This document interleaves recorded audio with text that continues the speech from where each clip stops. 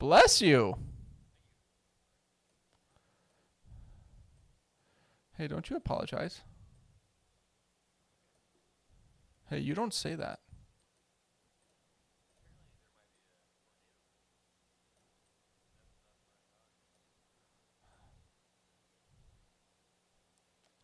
My allergies have been bad because I spent 8 hours this weekend chopping down tree limbs.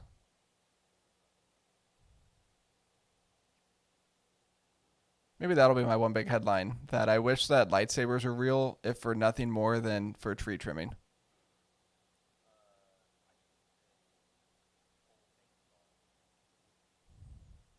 Yeah, I need to get one of those. I was using a little handheld, like, yeah. Yeah. All right. We are streaming. Good to go?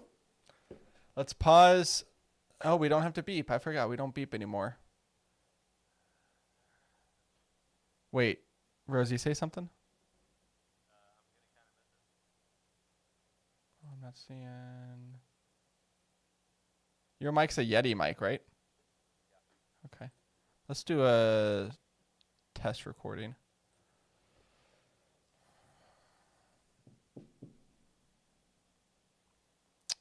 Hello. Check, check, check, check, check.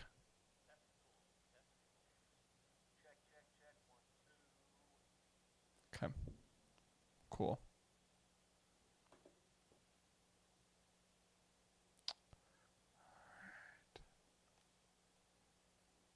Everyone having a good week? Or did everyone have a good week? Good weekend? All that stuff?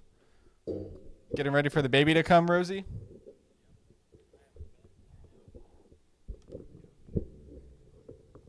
Yeah? That's exciting. Nice. All right, let's see. Hello. Check, check, check, check, check. Okay, that sounds good. Testicles. Okay.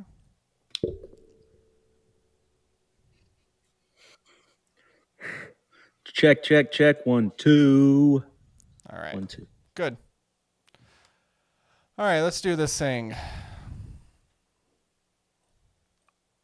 And we are live.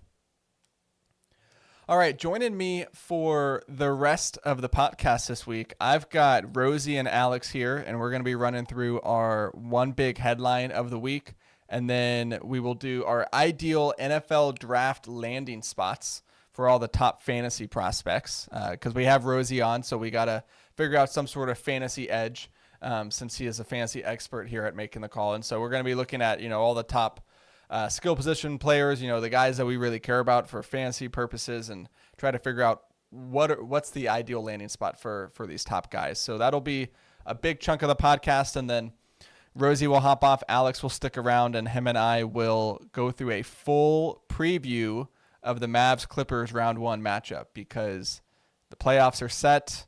We know all the matchups, and it is an all too familiar foe for the Mavericks this year. So we'll be getting into that on the tail end of this episode.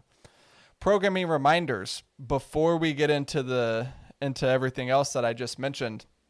So Trent was going to be on this week, but he texted last minute, said he wasn't going to be able to join, and we were going to get his thoughts on the Stars, talk about, the playoffs coming up and all that stuff, because the NHL playoffs is just 1 week behind the NBA, and so they've got one more week of the regular season, and then they will be heading into the Stanley Cup playoffs. And so Trent, we were going to get his thoughts here on the podcast, but since he's not here, he has promised us a Substack article for a full, get you ready for the playoffs as a Stars fan, all that stuff. So be looking out for that.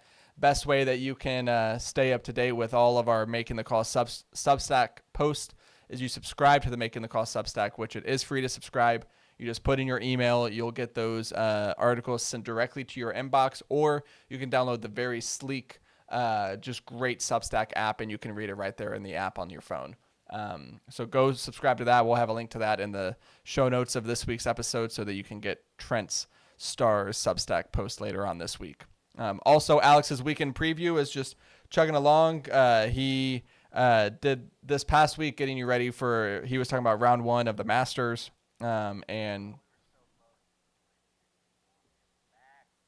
so close. Shout out, Max.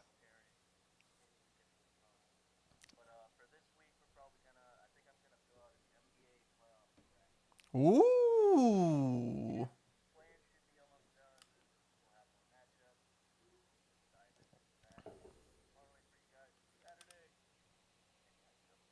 Yeah. All right. So that's coming up. He'll be recording that Thursday night. You'll see it in your podcast feeds Friday morning. You can get the video podcast for this episode as well as Alex's weekend previews on Spotify, audio format on Apple, or wherever you get your podcast.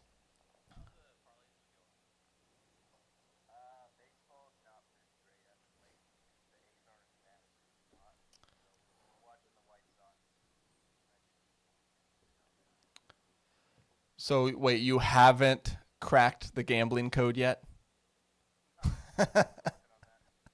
Okay. All right. Yeah. Um, yeah. It was a nice run for the A's, but yeah, they just keep winning. I mean, the Rangers did you no favors, losing 2 out of 3 to them last week, but I know, I know, I know to the A's. But so make sure you're subscribed to the podcast so you can get Alex's weekend preview, get you ready for the weekend's action every Friday morning. And yeah, I think that's it. Let's get into our top headlines. One big headline, whatever you want to call it. We each have one story that we're bringing to the table. And Rosie, how about you start us off, buddy?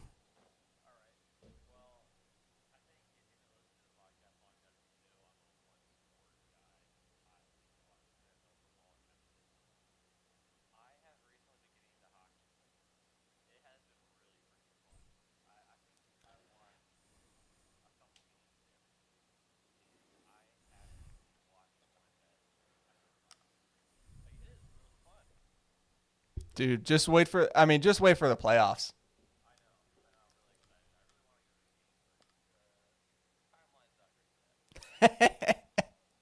Oh, you have some sort of conflict coming up?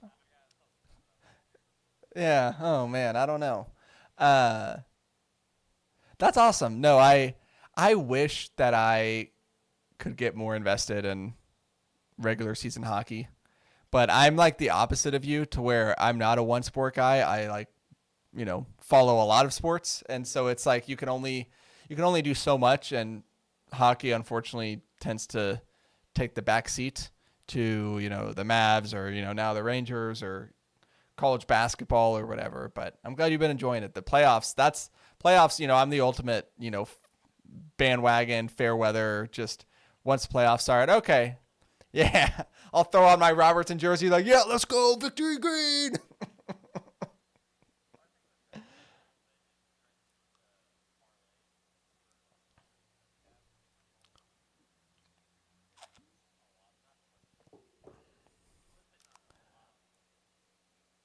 He was on a bit of a heater.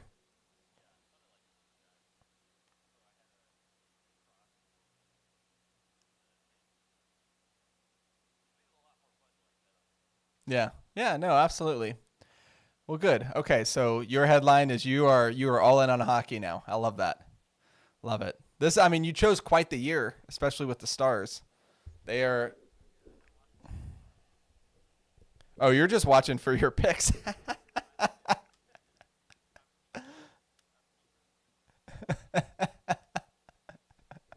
You're like pacing in the living room, and Chrissy's like, "What are you watching?" He's like, "Don't you don't understand? I'm the biggest Penguins fan of all time for tonight only."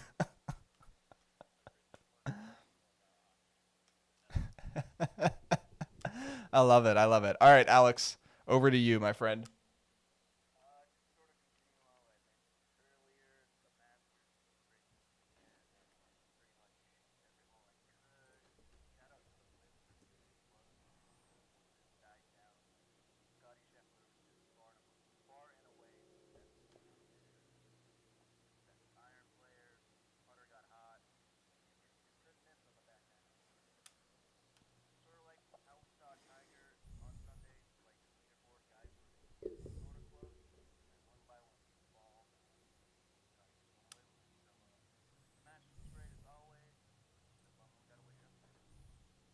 It was a it was a great Masters this year. I mean, it was the entry going into the final round, which I know once we got to like the back nine, Scotty had pretty much wrapped it up. But front nine, it was kind of a four-man race there at the end, which you usually don't get. Usually it's like two guys fighting it out. So, um,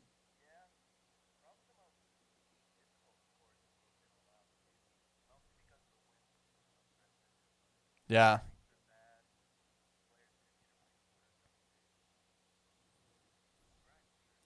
yeah, no, it was a good tournament. It was entertaining. You know, Tiger put everything in his like soul into making the cut, and then just ran out of gas once you got past the cut. But he made history, most consecutive cuts made at the Masters in history, so that's cool. Um, and I know Scotty Scheffler was the favorite to win, and it's now his second green jacket in 3 years, and he's basically been the best golfer on the planet for 2 years now. But he's an easy guy to root for. Like it's not like he's a villain in golf. Like he's a really solid dude, and I was happy to see him win.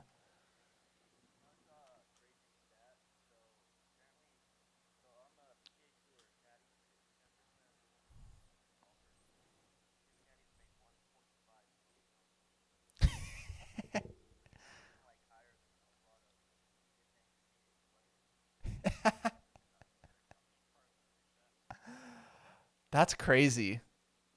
That's crazy.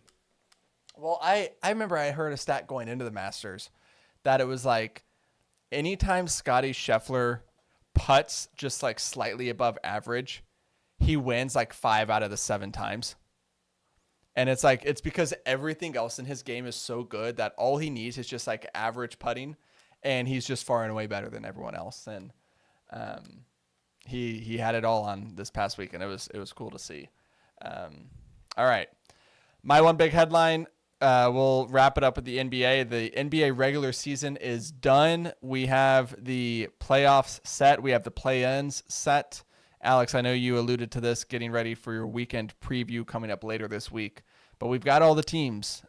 We've got them all seated, and so we'll have the play-in games. I believe it's Tuesday night. So tonight, as you're listening to this, you've got the Lakers against the Pelicans. It's the two West matchups. So Lakers versus Pelicans in the 7-8 matchup, and then Warriors versus the Kings in the 9-10.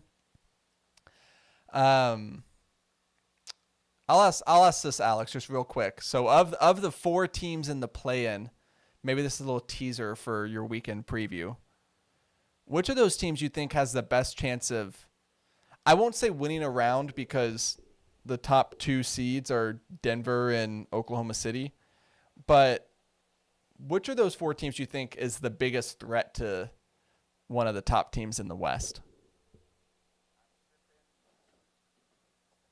Really?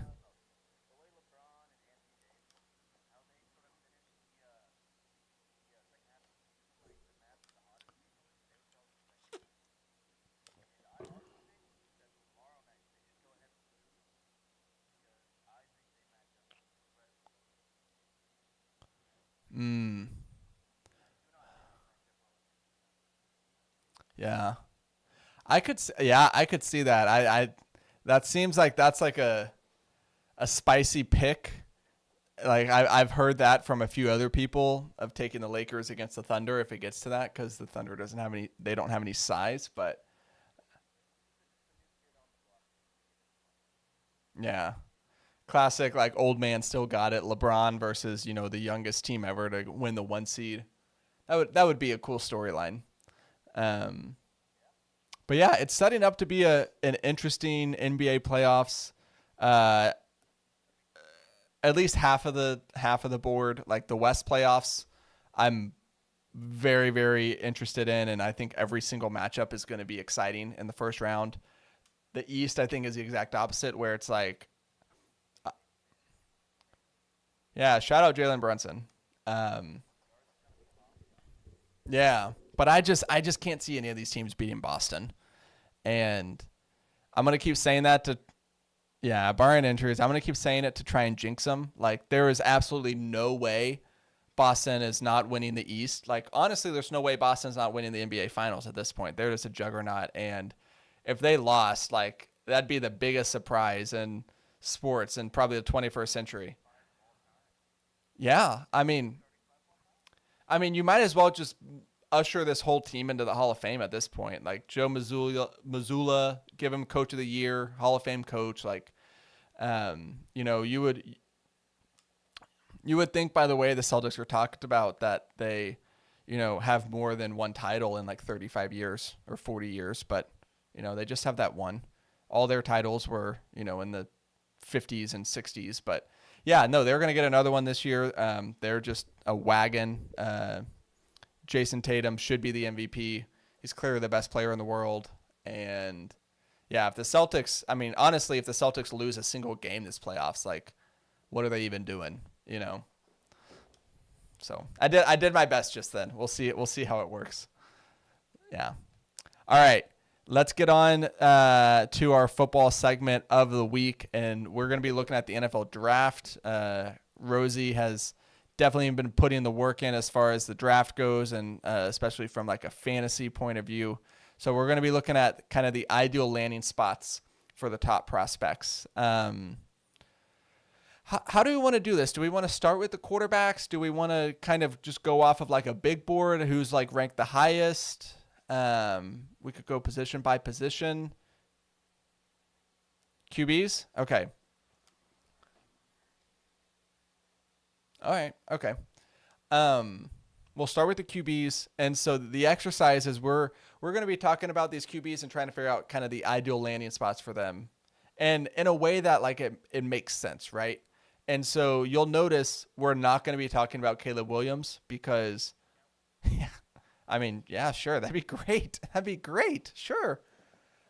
I mean, they would get him for like 4 years and then decide not to pay him and butcher the contract negotiations, and then he'd go play somewhere else because that's just what they do with their good players. Um, Sorry, I'm not salty or anything. Yeah, that was a tangent. You shouldn't have even mentioned the Cowboys, Rosie. That's your fault. That's your fault. Your fault. But we're not going to be talking about Caleb Williams because it's pointless to talk about ideal landing spots. He's going to be going first overall to the Chicago Bears, which honestly I think is a great landing spot for him. But we're going to be talking about guys where their future is not already determined. So we'll start with Drake May. He's expected, I think, from a lot of people to go third, to be the third QB off the board. It's the conversation right now between him and Jaden Daniels. A lot of mock drafts have Drake May going third to the New England Patriots. Rosie, do you think the New England Patriots, is that the ideal landing spot for Drake May? Or how do you feel about that?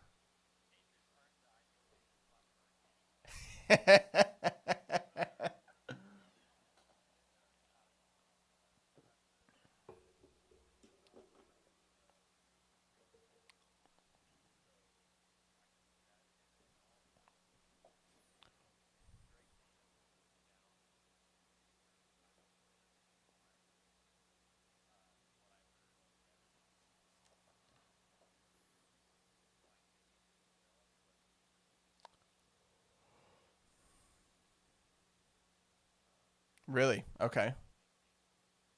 Do you have him and Jaden Daniels close? Like, is it like a 2A, 2B, or do you think he's considerably better?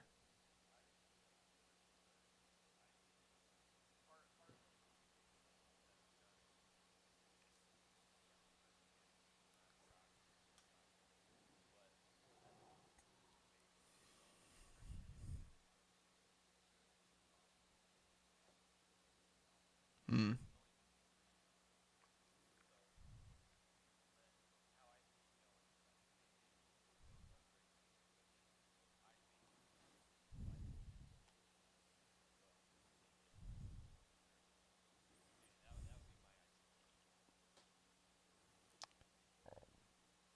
Drake May to the Vikings. Okay.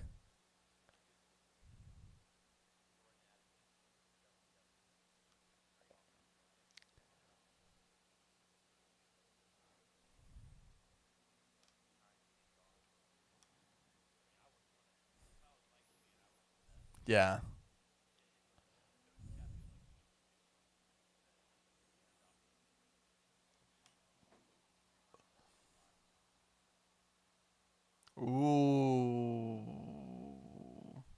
And we all know how you feel about Justin Herbert, so that comp is not to be taken lightly. Wow. Okay.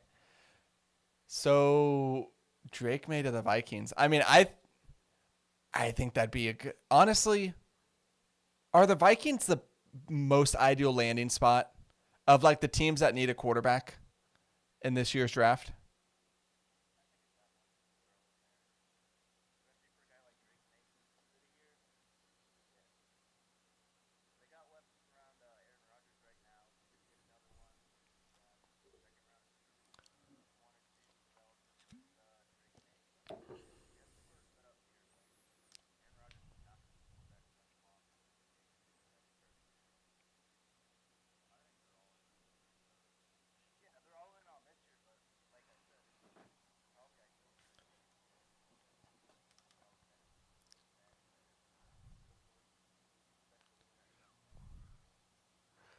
Yeah, I could see it, but I mean, okay, so to the point that they're all in this year, you can't be all in and go spend because they have the 10th pick, and so Drake May is not going to last to 10.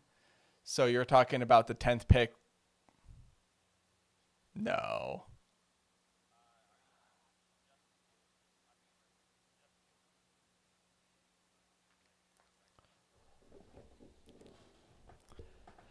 Yeah, but different kind of quarterbacks.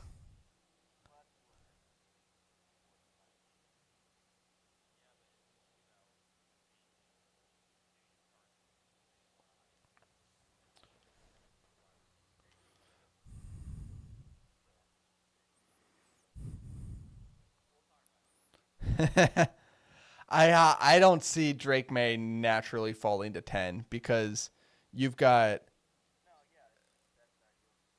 no. I know. I that was more in response to what Rosie just said. Um,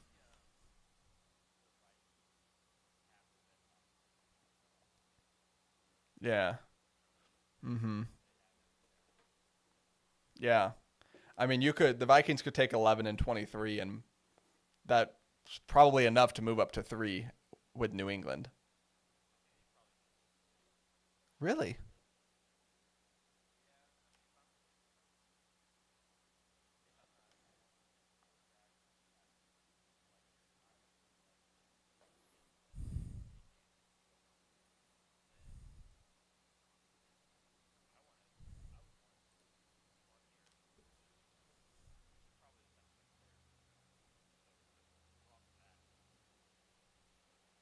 Yeah. Yeah. Okay. Um, I think the Vikings is a good call. I mean, I think the Jets, like on paper, makes sense. I think my only pushback with that is that um, the coach and the GM they're basically on a 1 year deal where if they don't make the playoffs and make a deep run with Rodgers, like they're fired, and so they're not thinking long term. They're you know they're trying to think about their own job security. So I don't know if they'd be thinking that far out. Yeah, I'm trying to think other ideal spots for Drake May. I mean, the Vikings seem just like a slam dunk. Um,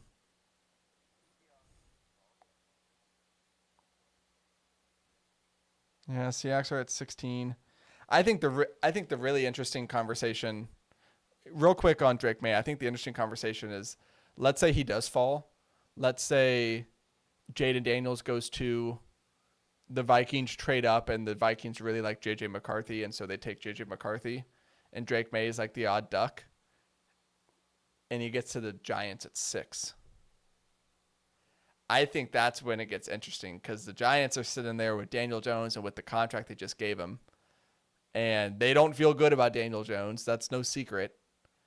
And you've got his replacement sitting right there in your lap.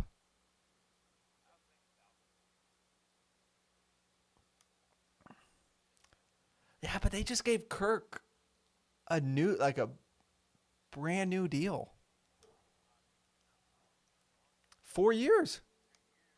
Was it 3, 4?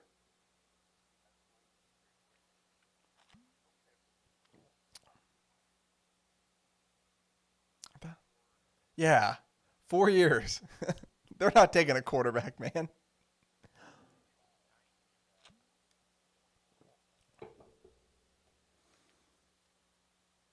90 of the 180. So he's getting wait. So he's getting half of it in the first 2 years of a 4 year deal. That makes sense. Yeah, you pull that up. Who was the guy you wanted to talk about next? Jaden Daniels.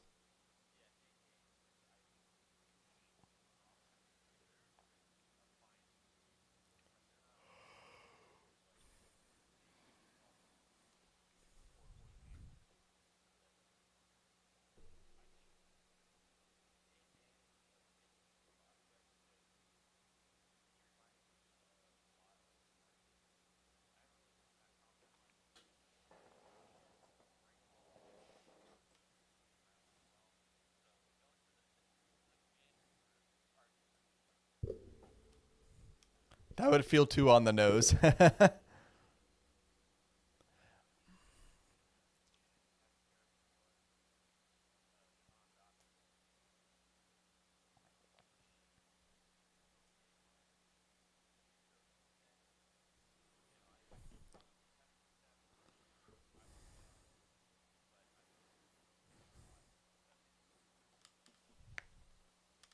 Yeah. No, I got to be honest. I've had a hard time with these quarterbacks because I look at them and it's like, the numbers tell you that it's like a 40 to 50% hit rate on these guys. But we're all like, we always get talked into like 4 or 5 quarterbacks. It's like, oh, but look at what he can do. Like, look at this college tape. And it's like, I don't know. It feels like such a crapshoot. And I'm almost, I'm almost of the mind that it's like, I think Caleb Williams is going to be really good. And I think one of the other 5 are going to be good. And it's like it could be Jaden Daniels, it could be Drake May, it could be JJ McCarthy, it could be Michael Penix. It's probably not Bo Nix. Nice guy, but probably not Bo Nix. And it's just like that's just the name of the game. Like, the Washington's going to spend the second overall pick on a guy and he might end up being the dude, but he's also small and he doesn't know how to not take hits. Like he's got like the Josh Allen syndrome, but he doesn't have the Josh Allen build. And it's like, dude, you can't do that. You can't do that, I don't know. Yeah.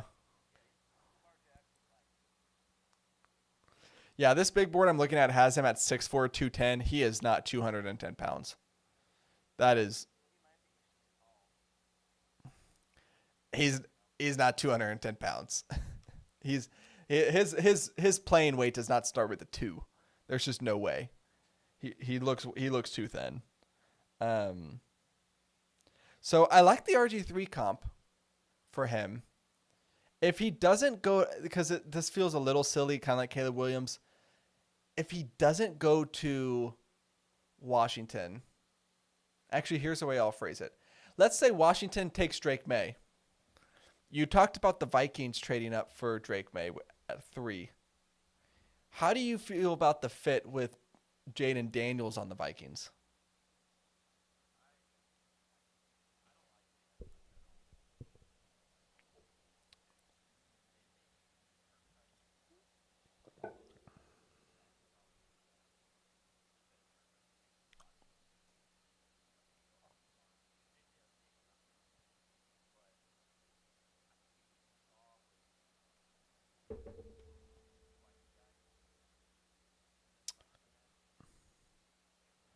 Oh, oh yeah. Oh shoot. Oh, yeah, hold on. I'll pull it up. He was one of the worst quarterbacks I've ever seen in my life.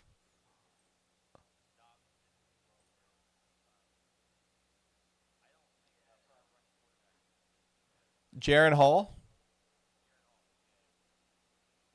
Yeah.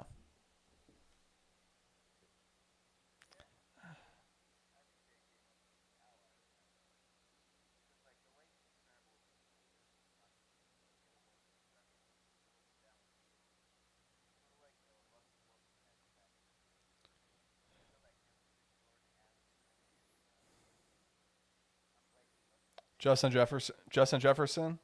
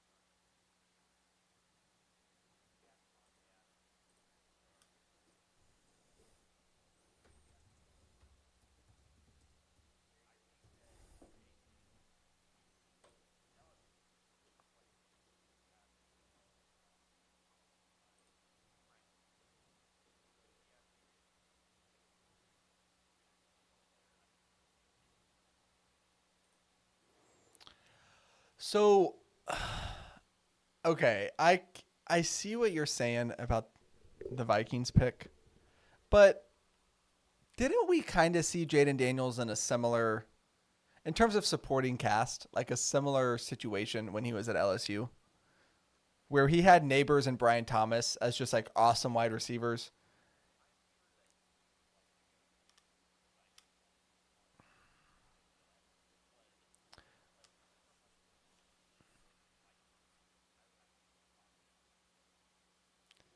Don't you think you can get both out of Jaden Daniels though?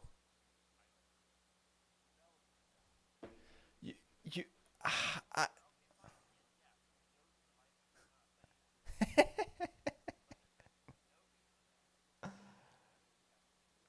didn't the yeah, he had the one team visit. All it takes is one.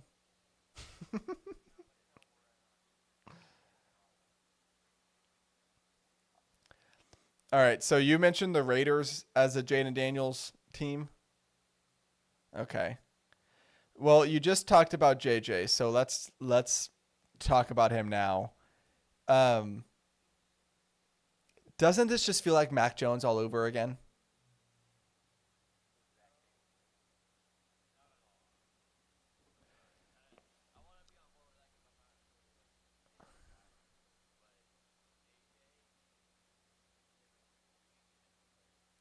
No, no, no. Okay, sorry.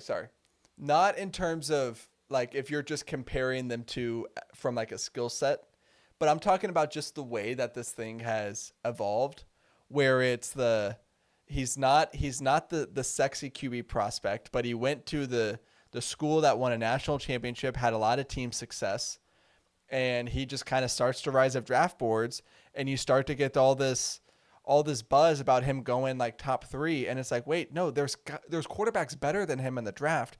Why are we getting buzz for him to go top 3? But a team makes a trade to get a pick for, in the Mac Jones, we thought it was Mac Jones going to San Francisco. When San Francisco made that pick, they ended up still getting Trey Lance. But now you have the Vikings making the pick, and there's all this buzz around JJ McCarthy, and it's like he everyone thinks that he's not one of the top 3 best quarterbacks in this draft, but it seems like he's going to be drafted as one, and I don't know. It feels similar to me in that regard.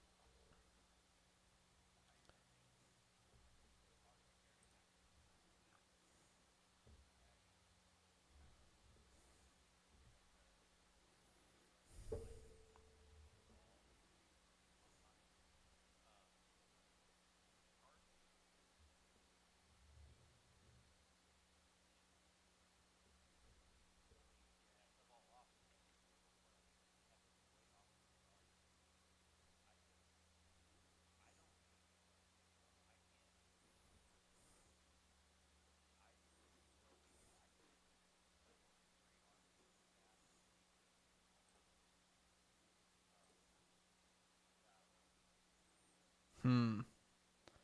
So I'm looking at It's funny you mentioned the Robert Griffin III comp for Jaden Daniels because so the Ringer puts together this really good like NFL draft guide each year, and I like it just because like it's a little unique in the sense that when they're writing up these scouting reports, they put like shades of for like every player, and for Jaden Daniels it says shades of Robert Griffin III, and for JJ McCarthy it says shades of a what does that say? Hold on. My eyesight's going bad. Is it sprightly? Is that a word? A sprightly Kirk Cousins.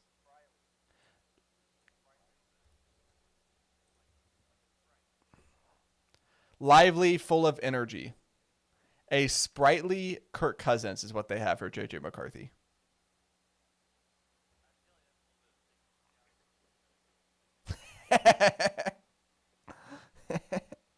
Hey, for Jake May, shades of Justin Herbert.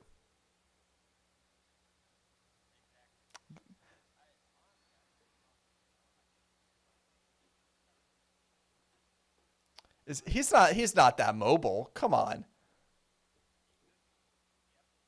JJ?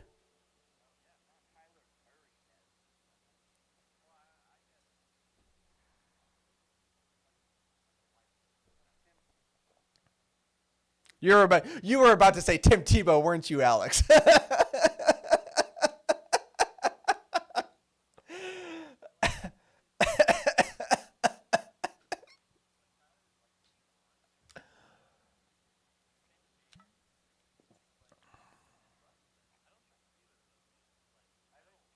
Is he Ryan Tannehill?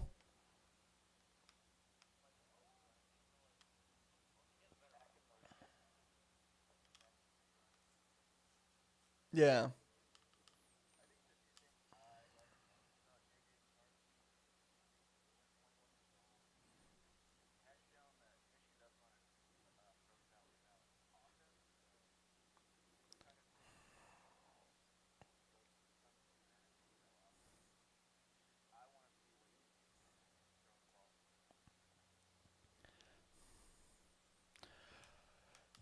When was the last time we saw a quarterback succeed in the NFL who has very little production at the college level as a passer?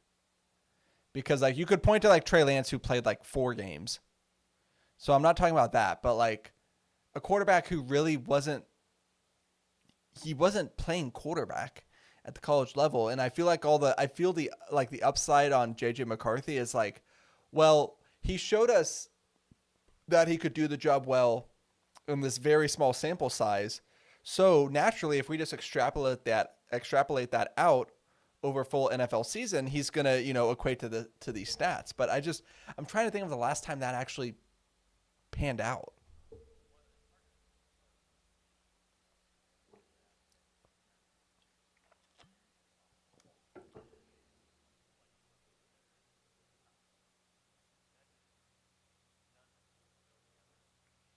Mac Jones.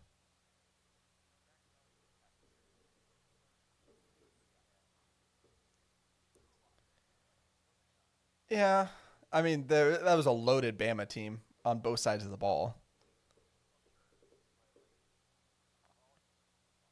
Yeah.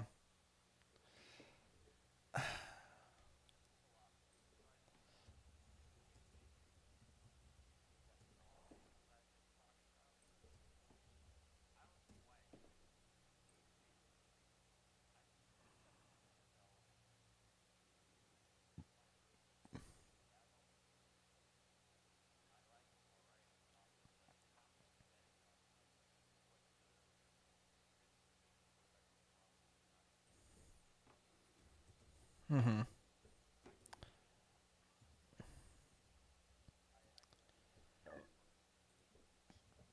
Okay. Um. Yeah.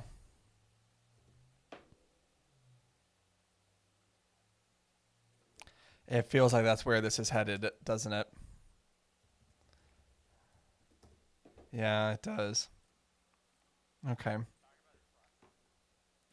Uh, let's let's talk about Michael Penix because he is someone that I'm enamored with. I know he has his flaws. I know he's old. I know he's got the injury history. But man, does that dude throw a pretty football.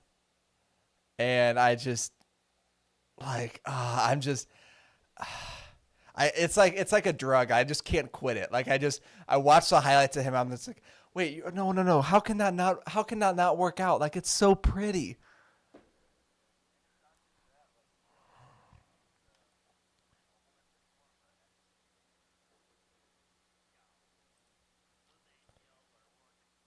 4.340. Wow.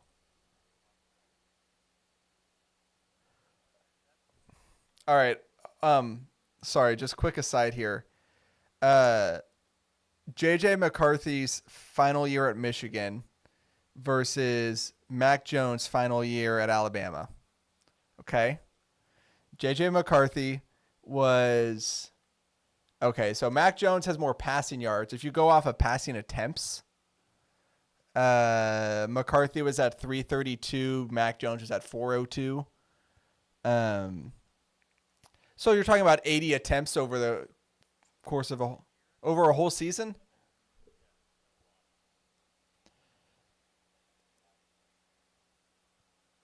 Um okay. Yeah, maybe it is. Okay. How about this? You ready for this? This is over their 3 years in college. Hold on. Just bear with me for a second. Mac Jones played in what is that? 31 games in college, and JJ McCarthy played in okay, maybe it's not a good extra. He played in a little bit more games. He played in 40. Back to Penix. What were you saying?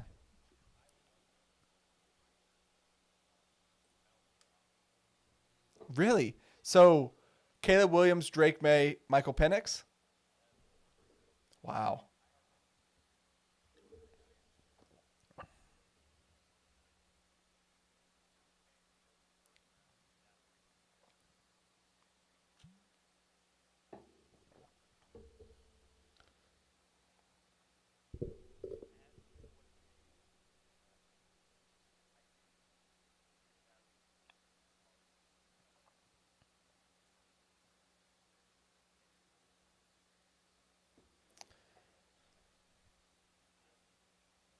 Okay.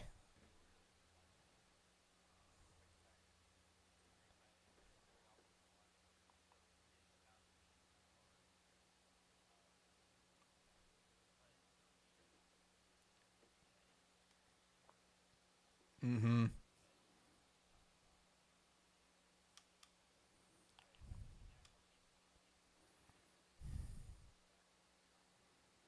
Yeah.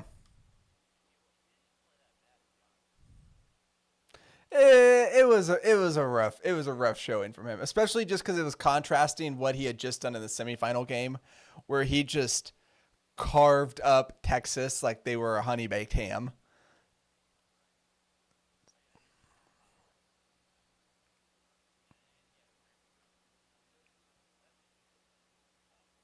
Mm.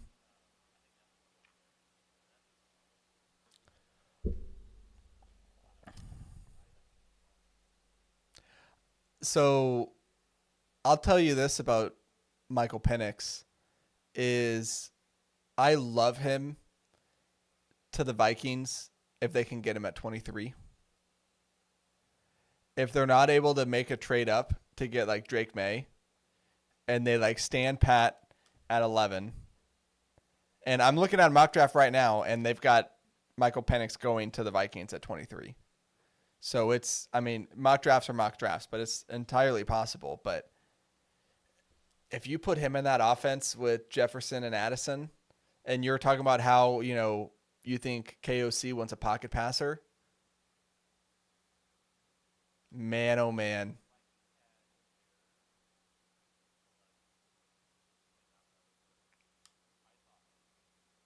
Mm, yeah.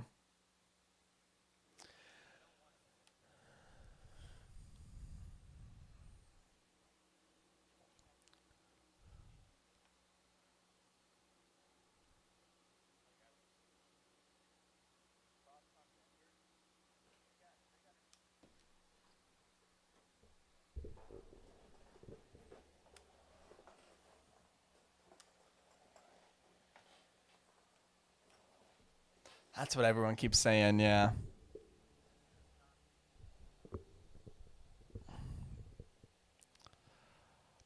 I think the Vikings keep coming up. They're a good slot for him. I think your Seahawks, Alex, would be solid.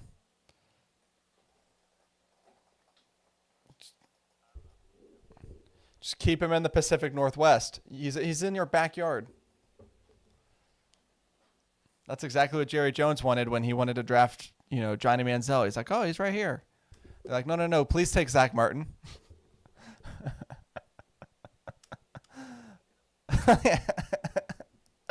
He's like, I tell you what, guys, I was watching this Manziel kid the other day, and he carved up my Razorbacks.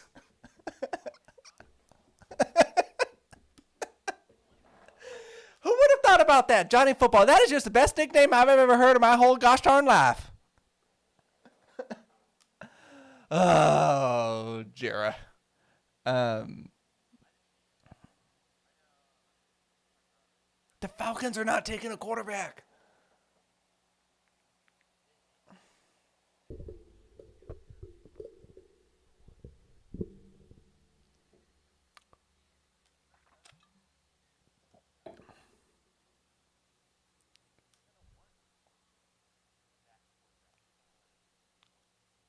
Hmm. Okay. All right. We need to speed this up because we've been going for 45 minutes and we've talked about four guys. We have a lot of names that we want to get to. Um,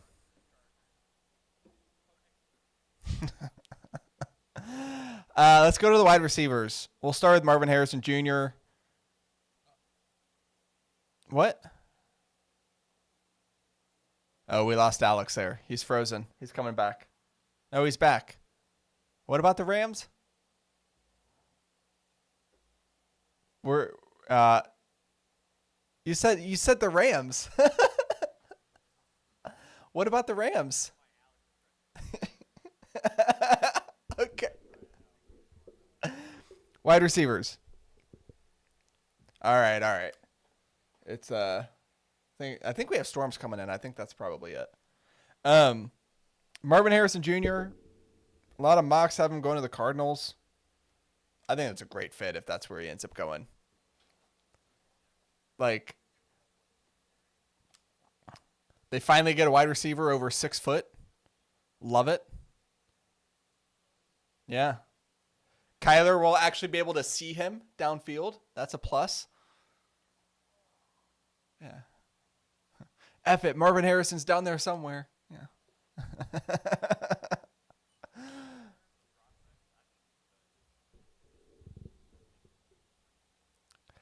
I, you know,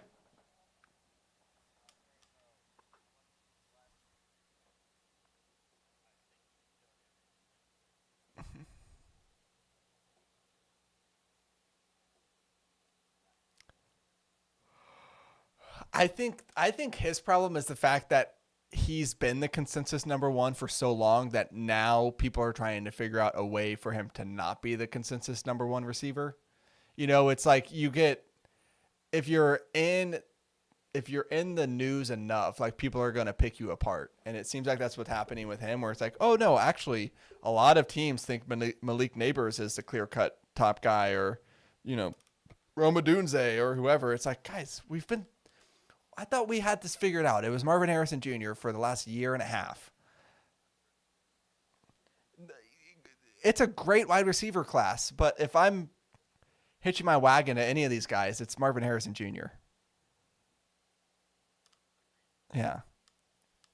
Uh, Malik Neighbors, is he? Do you think he's the second? Well, okay, because there actually has been some rumors that Neighbors could go ahead of Marvin Harrison Jr. Do we think those are the top two off the board from the wide receiver group? Okay. Neighbors, I mean, ideal spots for him. What do we think?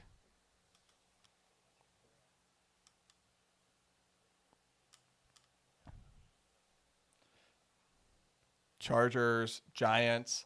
Honestly, add him to the Falcons. That'd be fun. Mm.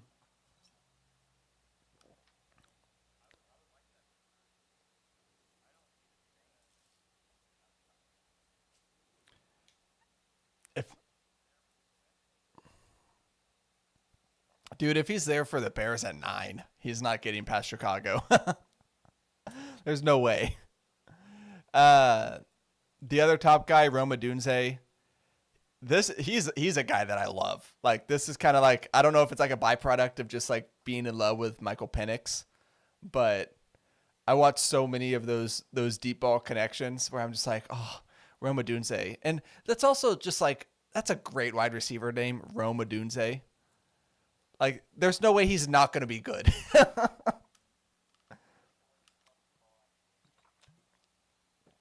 Mm-hmm.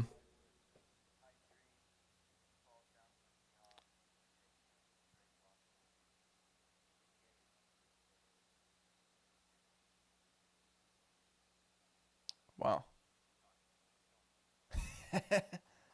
I mean, that's an incredible wide receiver core. If that's your three,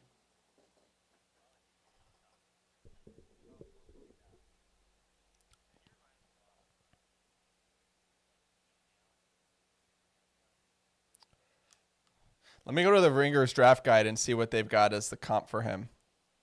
If it's Keenan Allen, then I'm convinced that you're like on their payroll, Rosie.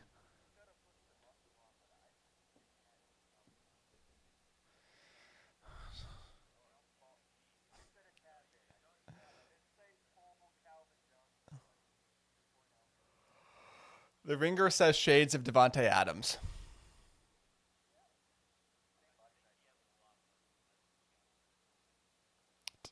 Devonte Adams is a good contested catch guy. What? Come on. Yeah. What? I don't agree. Oh no, Devonte Adams. I can see why you balked at the comp.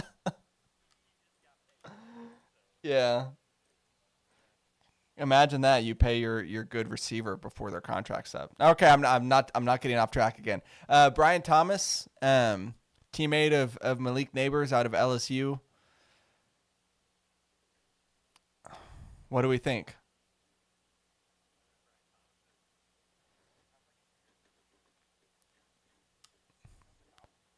Wait, what if I told you it was Brian Thomas Jr.? Does that change anything for you? Oh, come on, Alex. You're supposed to say, oh, that changes everything.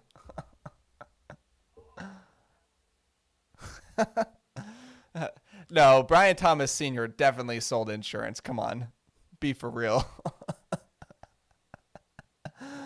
um, I don't know. I think with, like, once you get past, like, Neighbors, Adunze, and Marvin Harrison, it's like Brian Thomas, Adonai Mitchell, Lad McConkey, Xavier Worthy.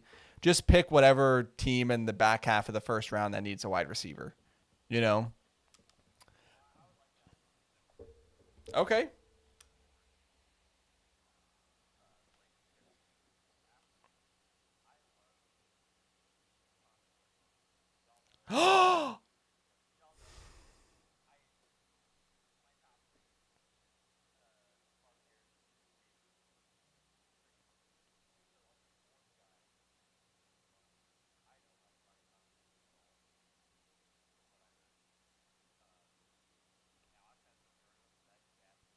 Yeah.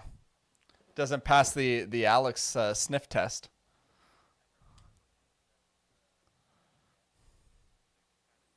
Ugh.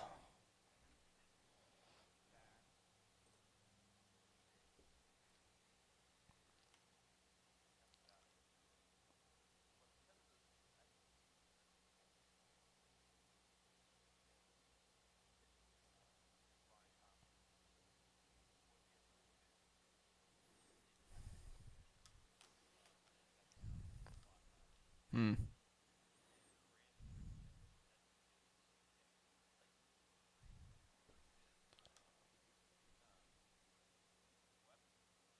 Yeah.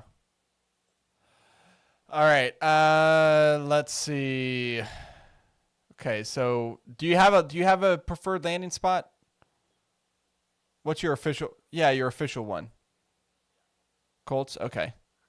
Adonai Mitchell, Lad McConkey, Xavier Worthy. Any thoughts on that trio?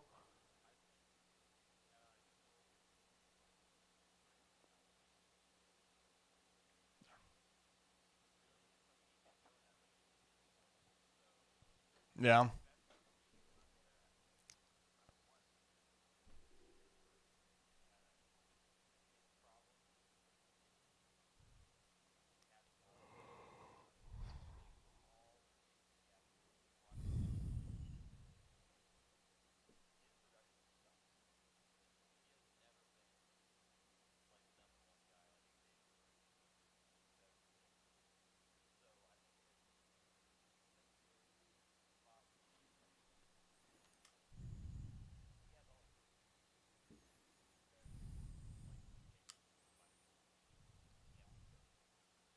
Hmm.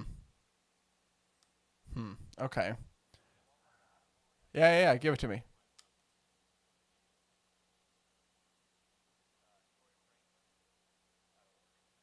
That's that's okay. Sell me on Troy Franklin.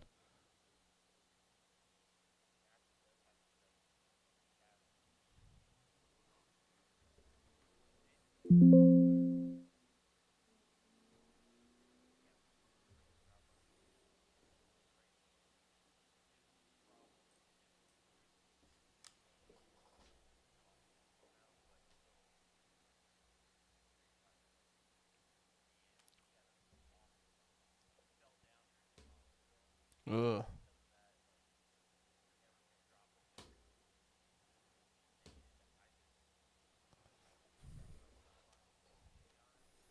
I don't either.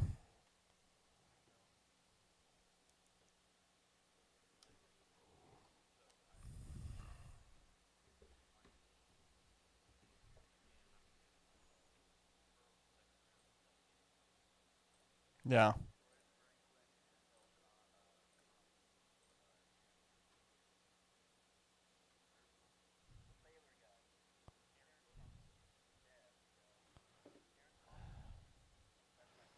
Does Troy Franklin know how to get out of bounds at the end of games? Because that was Terrence Williams' Achilles heel. Yeah.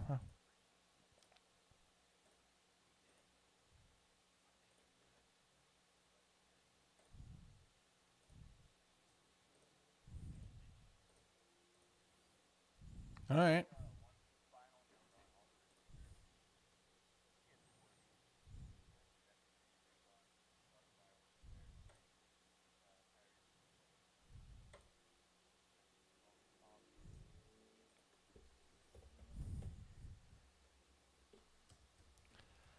Like the Chiefs are going to be that.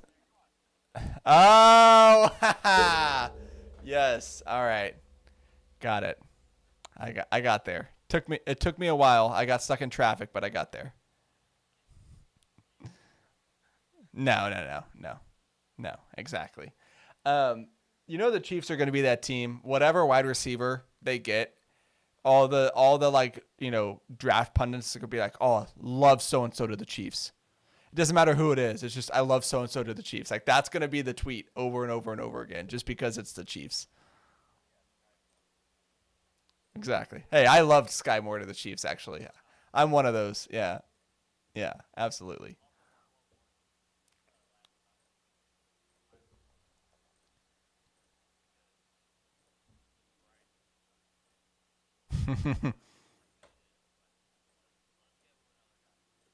Yeah. All right. Rapid fire round. Brock Bowers, any of the running backs, you can take it anywhere you want to. Rosie, ideal landing spots. Thoughts on these prospects? Anything?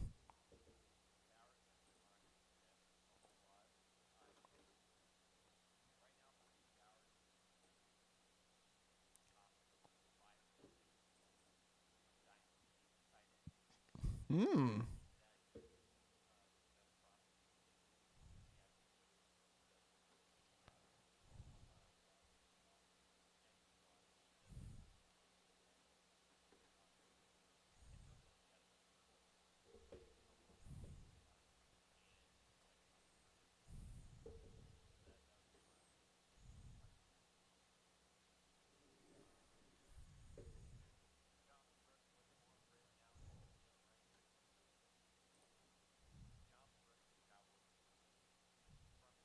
Really?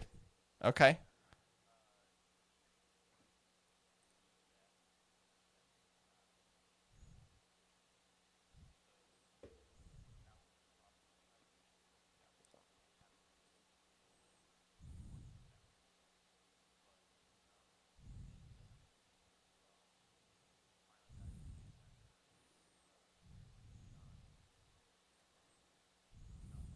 Mm-hmm.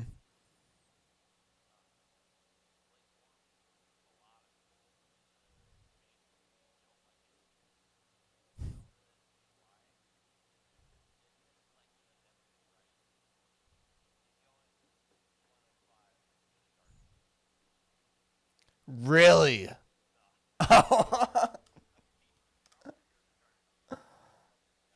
Yeah.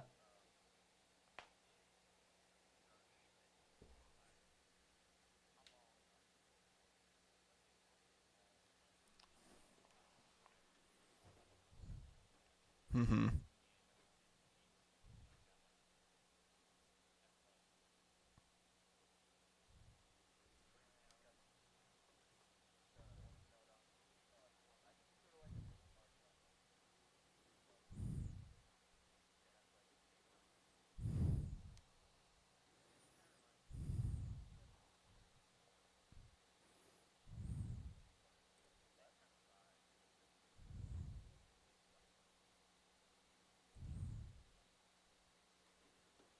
Hmm.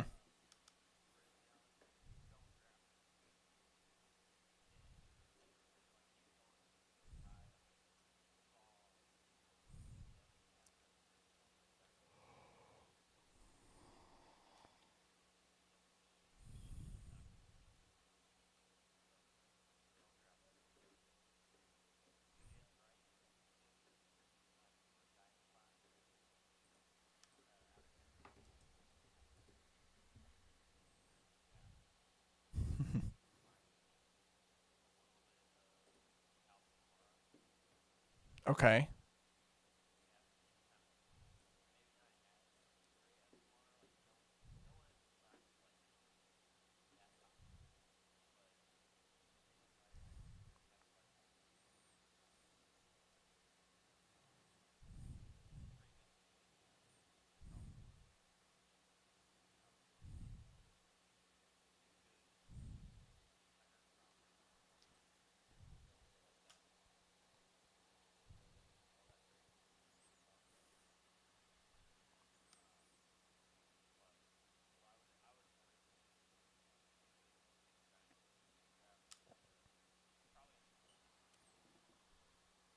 Hmm. Okay. Well, we are right at an hour. I know that includes the top headlines, but a lot of NFL draft and fantasy nuggets this week. I'm impressed, Rosie. Well done. Well done. Yeah. We got what? One more week, right? Can't wait, man. Can't wait. It'll be a lot of fun. All right. Well, thank you to Rosie. When we come back, Alex and I are going to stick around, give you a full preview of Mavs Clippers round one. I also just found the dad joke for this week. It's a good one. It's a good one. Should it, I'll tell it to you offline, Rosie. Yeah, I'll tell it to you offline. But that's all coming up right after this.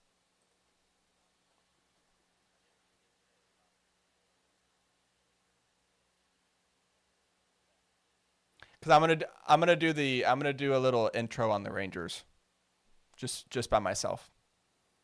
Yeah. All right, Alex. Close your ears or whatever, and I'll tell the joke to Rosie. I need your authentic reaction here in about 30 minutes. Okay.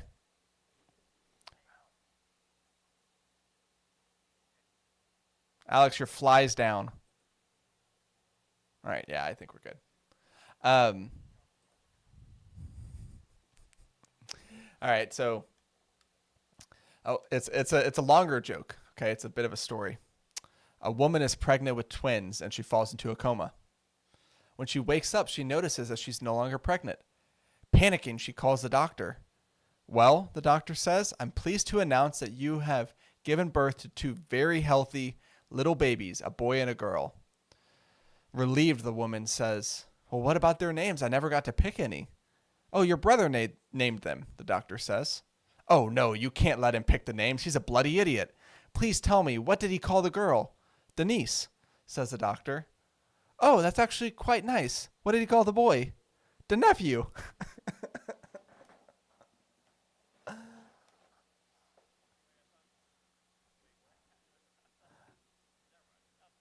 You don't get it?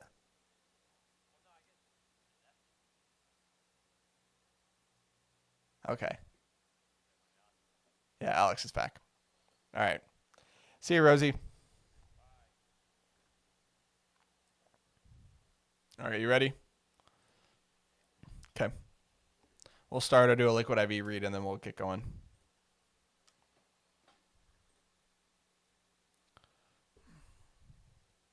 All right, coming back to wrap up the podcast. Alex and I stuck around to give you a full preview, full breakdown of Mavs Clippers round 1 in the NBA playoffs. But before we get to that, let me take a minute, tell you about our good friends over at Liquid IV.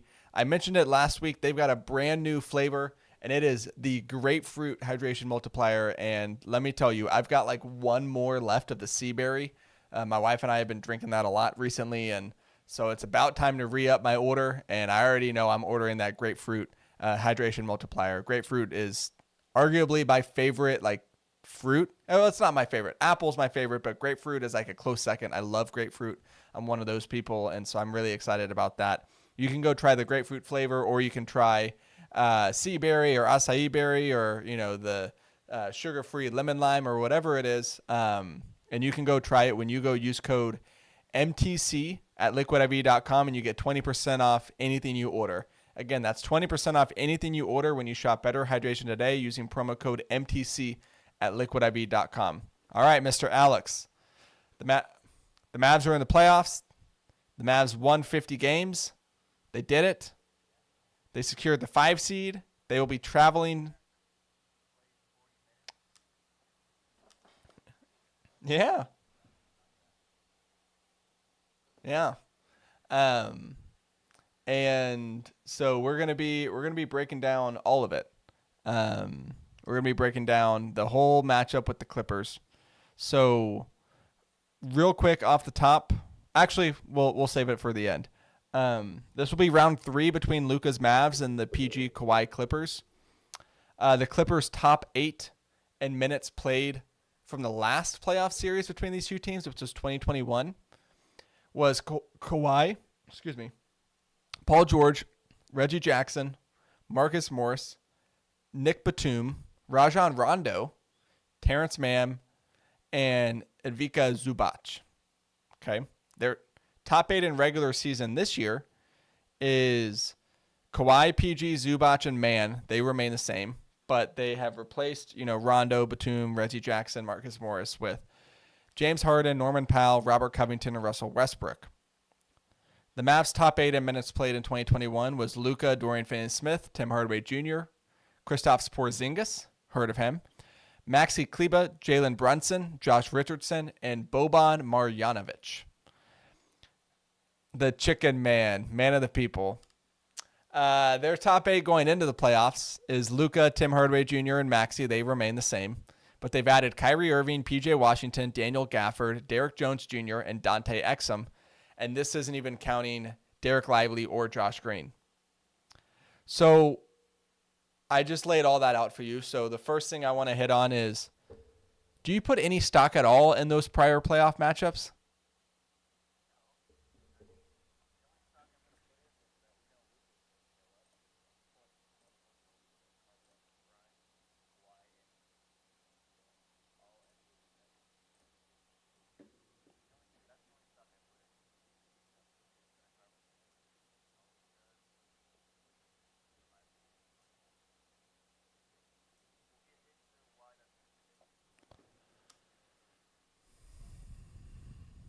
Yeah. No, I agree. I mean, this is the best that Luka has played in his career, but this is also the best team around him that he's had. And Kyrie Irving is far and away the best co-star that he's had since being a Maverick. And so I agree. Those series seem so long ago in NBA terms. Like you think about all that's happened in the NBA since 2021. Yeah, I completely agree. All right. Next thing I wanted to get into. You pick one side and I'll pick the other. So you get the choice. Which matchup do you think is going to be most important in this series? So matchup A, Mavs offense versus Clippers defense, or matchup B, Mavs defense versus a Clippers offense.